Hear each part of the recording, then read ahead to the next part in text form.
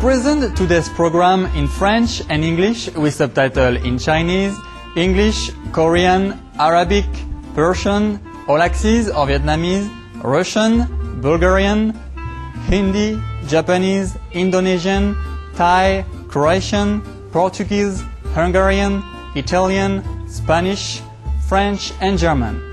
Connue pour sa déclaration des droits de l'homme et du citoyen, la France est un pays qui met en avant les principes de liberté, d'égalité et de fraternité. Le peuple français a bon cœur et est bien connu pour accueillir les immigrants venus chercher un foyer. La nation française a eu une influence positive sur de nombreux pays à travers sa législation et son excellence dans de nombreux domaines. Par exemple, dans le domaine de l'exploration, les Français ont été à l'avant-garde de l'aérospatiale avec les frères montgolfier et leur montgolfière qui a permis à l'homme de s'élever dans les airs. Aujourd'hui, les Français sont toujours à la pointe de la technologie, en particulier dans l'aérospatiale et les transports terrestres, avec entre autres le train à grande vitesse ou TGV, détenteur du record de vitesse.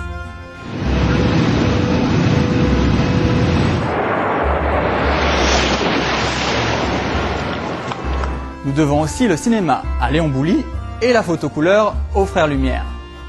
Toutes ces innovations ont permis à beaucoup de Français de traverser les frontières et d'apporter leur esprit de solidarité dans le monde entier via des organisations célèbres comme Médecins sans frontières et Emmaüs International. La France est aussi bien connue en médecine avec entre autres les découvertes de Louis Pasteur sur les vaccins. Dans le monde des arts, c'est Claude Monet qui a révolutionné la peinture avec l'impressionnisme.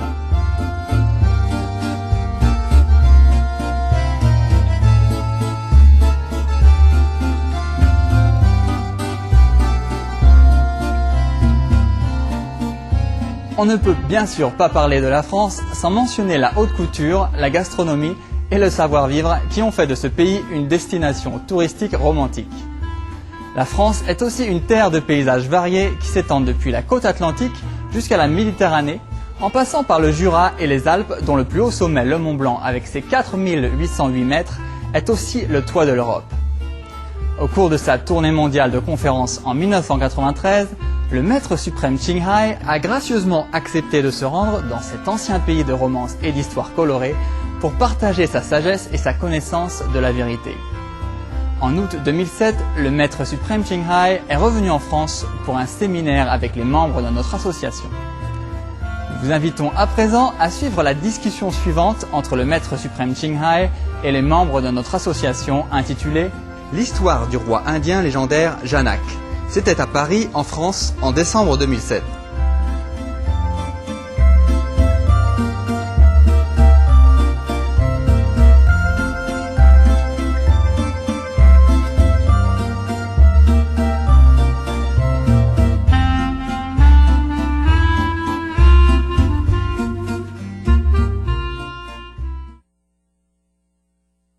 Okay, this story is about King Janak and how he gained true knowledge. Okay? In the Bible, it is said that, lay you not treasure upon the earth, where moth and rust doth corrupt, and where thieves can break through and steal. But lay up for yourselves treasures in heaven, where neither moth nor rust doth corrupt, and where thieves do not break in nor steal. Yeah. For where your treasure is, there will your heart be also. Of course, nah? Isn't it like that? Okay. So now, here come a person with lot of treasures. Who can have more treasure than a king? Anyway, we have a lot of treasure. We have big time treasure. Unimaginable. Nobody even can fathom what kind of treasure we have. Yeah? We cannot count it all. He was a king of a big nation, and he has everything as a king would have. Yeah? Moreover.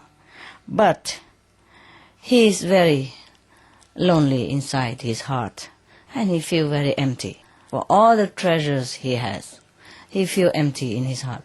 for all the food that he consumed. He feel empty in his stomach.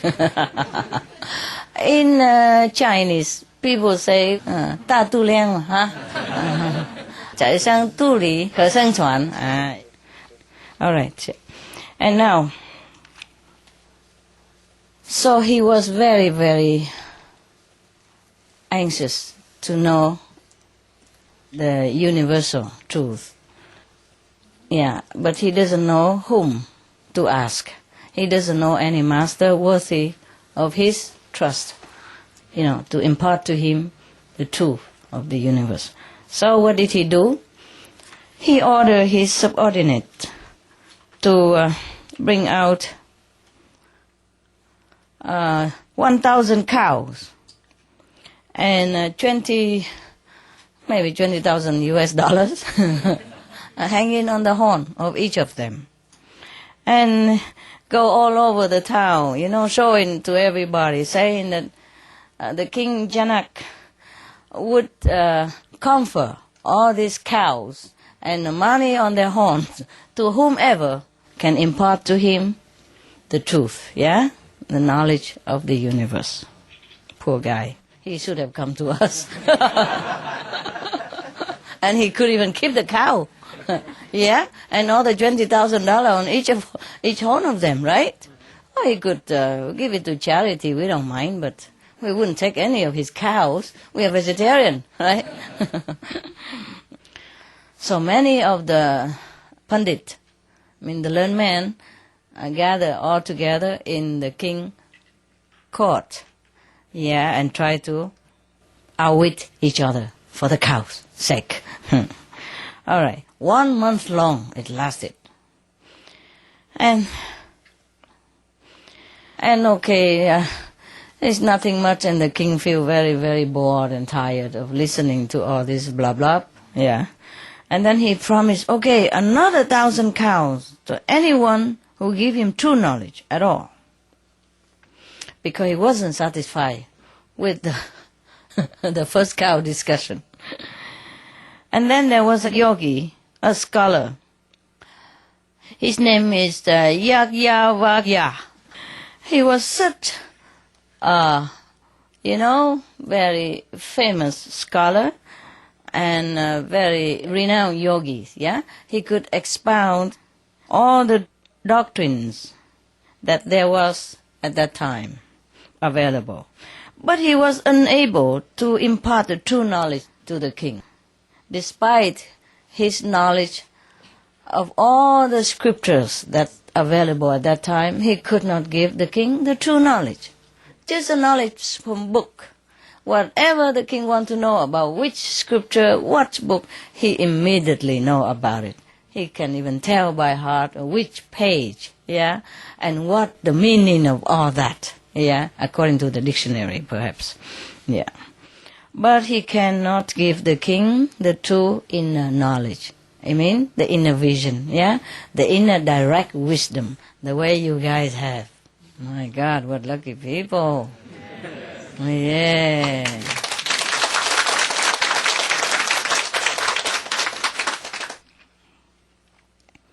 So after so many debate and dry book knowledge, the king was truly disappointed and tired and almost given up. But he still tried, maybe there's someone somewhere that he has missed. So he tried again. So he ordered his courtmen to build a beautiful throne, with gold, and encrusted with diamonds, rubies, all kind of precious gemstone, and announced to invite all the holy men, whoever, appeared to be holy men. He invited them all to the court, And he announced to them that whoever can impart to him the true knowledge would be to sit on that throne. And he will give up all the kingdom. He don't mind. But all the holy men tell the king that this kind of true knowledge has to be gained through study arduous study. It's not like fruit cocktail that you can mix it by order and drink it, just like that. Yeah. So nobody really can do anything, and the throne remained empty for a while. Until there is a sage, a saint. His name is Astavara. So he arrived, and he was ugly. He was hunchback, yeah, and he has only one eye, and he could not even walk up straight. He's also limping, yeah, he's completely a non-human, a non-human description of a human, yeah. But he went there to the court, royal court, and he went crawling up right to the throne and sat up there. Because he proclaimed that he can impart the knowledge to the king, the true knowledge, yeah. And he explained to everyone, including the king and all the holy men, that it's a shame on all the holy men that they could not impart the true knowledge to him. It is such a disgrace. He is going to correct. But all the holy men were laughing at him when they saw him. What a guy. Only one eye and messy looking and smelly clothes and hunchback and limping. Yeah. They were laughing, yeah. And then he said to these laughing holy men, I thought this is an assembly of holy men.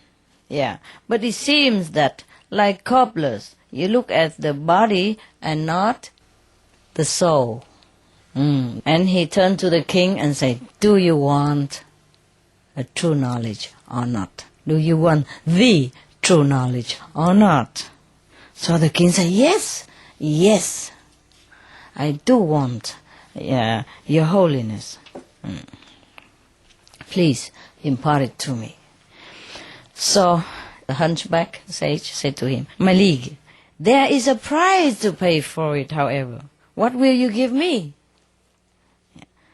So the king said, I am ready to give you whatever is within my means. He can give the whole kingdom.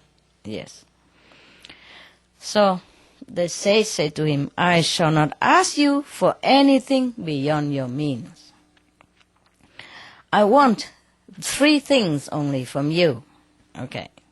I want your mind, I want your body, and I want your wealth.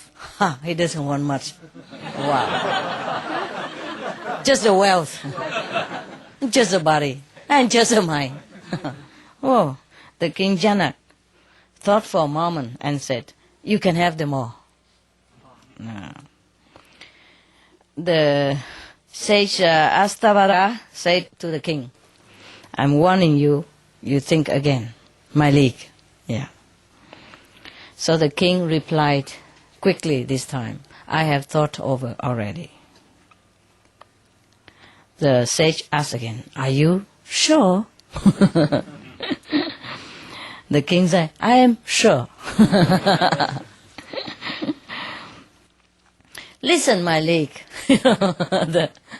The hunchback says again, you have given me your body, you have given me your mind, you have given me your wealth.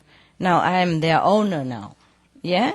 So I order you to go and sit among the shoes. When you go inside here, you leave your shoes outside. And the smell is wonderful sometimes, especially in the old time, huh? They walk on the bare, muddy road and, anywhere, with the cow duns anywhere. So he said, you go there and sit among the shoes. Wow! Suddenly, the whole congregation fell silent. Everybody feels so weird. The king, my God, the highest of the high in the nation, now I have to go sit with the shoes? That means the lowest of all the low, Yeah. How can it be possible? They don't think the king would ever do that. Okay. But the king, Janak, went and sat down with the shoes with no hesitation whatsoever. Astavara had seen to it that the king lost social pride, which is a big hindrance in spiritual development. Yeah, he is happy now that the king is humble. Yeah? Okay. So then Astavara told him that this wealth is mine. Do not be attached to it. Do not do anything to it. Yeah. Don't think about it. It's not yours anymore. The wealth is all mine. Okay. At the time that the sage was saying that this wealth is mine, the mind of the king was sometimes thinking about his wealth. Sometimes of his other possessions, sometimes of his kingdom, sometimes of his position, his dignity, his power, everything. He was thinking, flashing through his mind, including his children, his wife, his relatives, his beloved concubine, or maybe some favorite eunuch and all that. But suddenly he heard the word of the sage, and then his mind just become calm, because he just realized that all these things is useless to him. It doesn't belong to him anyway. So he stopped thinking about them. So he centered himself, concentrate. He become himself. And then, like a crow resting on a ship at sea, his mind had no other place to go but to come back and sit on the ship. So the king had been enjoined to stop his mind from going out to anything that did not belong to him. That's the purpose of the saint, saying that your wealth belongs to me. Do you think the saint wanted his wealth? No. What can he do with it? So the purpose of that has been achieved, that King Janak, becomes centered. Yeah. And his monkey mind doesn't jump around anymore, from one possession to another, from one wife to another concubine, etc., and children and all that. Okay. So he asked the king, where are you? So the king said, I am here. What does that mean, all this? Seems like very obvious question and answer. What does he mean, where are you? The mind. Where are you in your mind? Where are you going with your mind? Where are you traveling, jumping with your mind? What are you thinking? Understand me? Except this present moment. So when the king say, I am here, does it mean that he thinks the saint is blind, doesn't see where he sits? Huh? You think the king thought that the saint was blind? No. What does he mean then by the king say, I am here? Huh? He's saying that his mind stays at the present. Right there. Yeah, he stay at the present moment. Right here.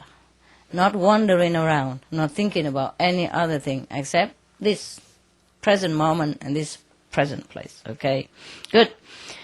So the sage continues saying to him, to the king, that your mind is mine. So, and you have no right even to think with it, not even to have any desire with it. Oh, very clear and strict. Is that easy? Oh. If it were, huh? We wish, huh? This is really amazing that he could do that, huh? Okay.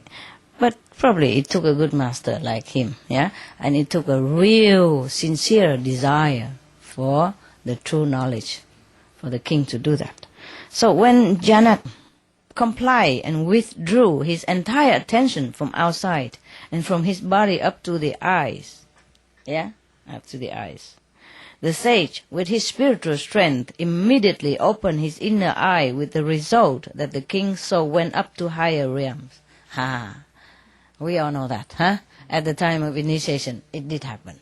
Later, it's difficult when the master not there, and you sometimes go back to before. But you come back again, and again and again. Yeah, it's like we first learn to ride bicycle, we fall on the ground, but then we, stood up and get on the bike and continue, and then one day we just ride on the bicycle, no incident, whatever. Yeah. Okay. And Astavara verbally called him again and again and again, but no reply, because the king was deeply merged in true knowledge and inner bliss. The king was in samadhi then. Yeah, then. Okay, later on, Astavara brought the king's attention back into his body. I mean the saint, eh? And then asked the king, have you obtained the true knowledge that you requested? Oh, the king said, oh, Astavara, I have obtained it. And it is far greater, more glorious and blissful than I had ever imagined that it could be. Wow. We know that, huh? We know that at the time of initiation, huh? The sincere and the concentrated one know it, yeah? All right. Now the saint said to him, I have actually no need of your body, your mind, or your wealth. You can have them back. I return them all to you, but you are to act as a steward and use them on my behalf. Wisely, yeah. By giving up the world and your worldly possession, you have received the priceless gift of true knowledge, the Word of God. Henceforth, you will cease to crave for happiness and riches in this ephemeral world, but you shall crave only the love of the Lord and the bliss of His presence. Wow, we know that, huh?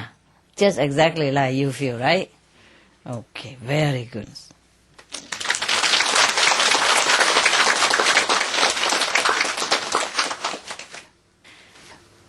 It's amazing how a king can withdraw his attention inward and receive such knowledge, blissful knowledge like that. Because of his position, people always go around and flattering him for position, for power, for favor, everything, yeah? Or they flutter around him to bug him, yeah? To ask for this and that and any little thing. So the king's mind normally is very disturbed, yeah?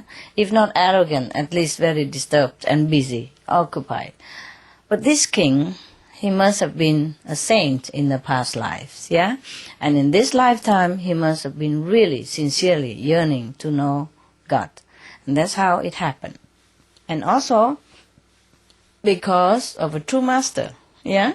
The presence of a true master helped him withdraw his attention from the outside world inward, and that's how he got the priceless gift of true knowledge, yeah? If we all could do like King Janak, then no problem at all. He's still a king, but a saintly and enlightened one. You see? There's no need, I told you many times, to forsake your kingdom, your kids and kin, or your position, your power, or your job, anything, to come and follow me. Yeah? Because your master is inside you.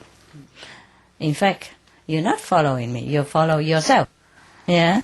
Your great self, your wise self, and your wisdom. Yeah? Your real self. And that's what you are following. Okay?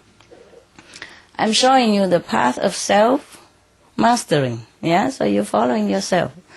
And one day you know everything, right? So that is the path of Kuan Yin. Yeah. And that's why you like it so much. Because you feel closer and closer to yourself every day, yeah? Which is part of God. Now, one with God, yeah? One with God, it doesn't have to be over the 5th level. It could be at the 4th level also. And you still feel one with God when you are there. You don't feel any missing or separation. Once you are enlightened, you feel closer and closer, almost one with God all the time, even on this physical planet already. Sometimes we forget. Sometimes we slip. Sometimes the external situation try to disturb us, to deter us, and to obstruct us, and to try to distract us and all that. And we might forget this for a while, but not for long, yeah? Not forever like before, yeah? Now we know the truth. We continue in that path, and we feel happy every day because we know we are closer and closer to God. That's what makes us happy, yeah? And that's why you come here, yeah. We have same goal, we have same aspiration. Yeah. So you see, even the king, he would forsake a kingdom for this priceless treasure, because really he must be very wise already. You understand me? You must have had something inside you in order to know what is it that you want. Yeah? If you haven't seen a beautiful girl in your whole life, how would you ever imagine a beautiful girl or any girl that you even want? Yeah? Suppose you were born in an island with only men. Would you ever imagine what a girl look like? No? You can't. Yeah? Because Adam could not imagine it. So God has to make the girl for him. You know? Maybe in the beginning he just made Adam and said, look, you're okay, man. You're okay. You're okay alone. Yeah? And then Adam thinks he's lonely. Yeah? Maybe he thinks he wants something a little bit different from himself. Look similar but different. Something that stir up his, adrenaline. Something exciting. Make life more, flowing. So then God said, imagine something, everything created by the mind. Maybe God had told him that. But he was too bored, and he has never seen any woman in his entire life. And the whole existence, how would he imagine it? Eh? He couldn't imagine another man like himself, because he's bored already with himself. How would he want to have another friend like that? Yeah? Every day vis-a-vis, like looking into the mirror. So of course he could not imagine another man, and he wants something different. And he cannot imagine a woman because he has never seen one. So God has to make it for him. Huh? Imagine that God has to do everything. Huh? So we have to truly also rely on God, which is a part of ourselves. Nah? We can't do it all ourselves, right? Yeah. Even Adam, the firstborn, the first pure and, invincible, immaculate conception from God, direct, still cannot imagine something else that he doesn't see. So we cannot imagine heaven, yeah? If we haven't seen heaven with our physical knowledge. So the initiation, the Kuan Yin method, is to bridge this gap, yeah? Show you something first, and then you can continue imagine further or enjoy it. Okay. All right. Thank you guys. 谢谢了哈。谢谢大家。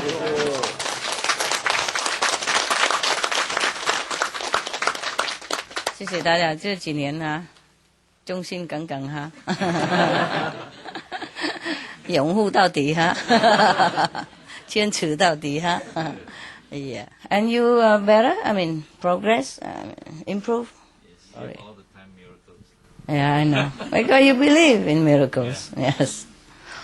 Yes, if you believe in God, things will happen. It just happened. It will happen. It always happens. Always. Yeah. It's a pity that some people, get such a gift and waste it, that's all. But if you don't waste it, it will grow bigger all the time. Treasure upon treasure. Yeah. Okay, and that is just material things, You don't know yet what's waiting for you even. I mean, you know some, but you don't know all of it. Yeah? You said some glimpse of heaven, but wow. If you only know, yeah?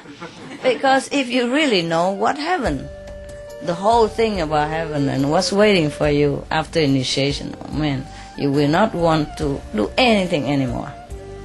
But we still have to do something, right? Still have to help our other brother and sister on the planet, yeah? And animals and plants and trees and the whole earth and everything.